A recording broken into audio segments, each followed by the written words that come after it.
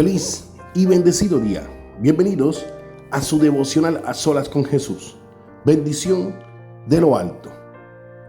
En la actualidad, en nuestro entorno cristiano, en ese entorno de nuestros hermanos, nuestra congregación, las congregaciones diferentes de la cual pertenecemos, el cuerpo de Cristo en general, siempre es particular ver en muchos ese miedo a Satanás, ese miedo al enemigo, ese miedo al poder del enemigo, del que tenemos, del adversario, de ese padre de la mentira, de ese que le llaman Lucifer, Satanás, el diablo, todas esas sinónimos que tiene. Siempre hemos visto ese temor de los cristianos hacia ese enemigo que tenemos en común todos. Es tanto el miedo que en todas partes lo ven, en la comida, en el vestido, desde que se levantan hasta que se van a dormir, en cualquier sueño que tienen, en cualquier pesadilla que tienen, en todas las circunstancias de la vida, siempre están pensando en el poder que tiene Satanás para hacernos daño a nosotros. Sabemos que la Biblia, la palabra de Dios dice que estemos atentos, que estemos prevenidos a las artimañas del diablo, que estemos pendientes de esos ataques de los cuales podemos tener. Pero le damos tanta importancia que a veces vemos o pensamos que el poder de él es superior al poder de nuestro Dios. Cuando nosotros tenemos a alguien que lo venció, nuestro Señor Jesucristo lo venció en la cruz, venció la muerte, venció las tentaciones, venció todo lo que va en contra del poder de Dios. Pero aún así parece que no viéramos cuál es el Dios al que le servimos. Parece que no viéramos el poder del Dios de Israel, de ese Dios todopoderoso, de ese que te llamó un día para decirte que tú eras uno de sus escogidos. Y vives todo el tiempo con miedo, y vives todo el tiempo con temor, y vives todo el tiempo pendiente del poder del diablo, y no estás pendiente del poder del Dios que te llamó. En la Biblia hay un caso específico y hoy quiero que lo toquemos, y hoy quiere Dios que veas cómo debe de actuar realmente un hombre y una mujer que sabe que tiene a Dios en su vida.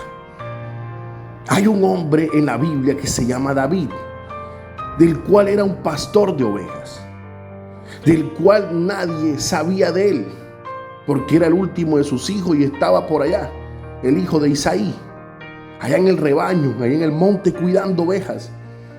Un día su padre le dice que le fuera a llevar a sus hermanos mayores que estaban en el ejército de Saúl, en el ejército de Israel.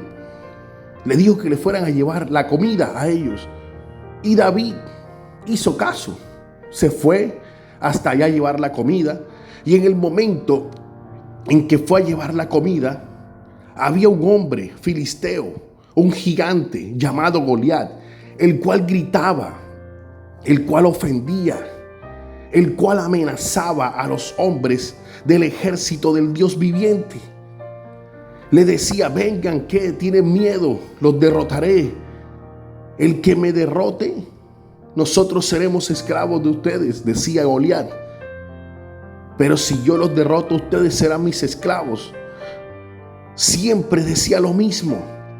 Y llegando este pequeñito, ahí donde estaba ese ejército temblando de miedo. Sí, el ejército del Dios viviente estaba temblando de miedo porque no quería enfrentarse al enemigo. Y dice que David le preguntó a los que estaban con él, Primera de Samuel capítulo 17 desde el versículo 20. Samuel pregunta a los que estaban ahí alrededor con él: ¿qué dicen que le darán a quien mate a este filisteo y salve así el honor de Israel? ¿Quién se cree este filisteo pagano que se atreve a desafiar al ejército del Dios viviente? Y alguien le responde: al que lo mate se le dará la recompensa anunciada. La recompensa anunciada era que le daban a la princesa, a la hija de Saúl, que se casara con el que lo destruyera. Y aparte de eso, también otras riquezas. En el versículo 37 de 1 Samuel 17 dice: el Señor que me libró de las garras del león y del oso, también me librará del poder de ese filisteo. Amén.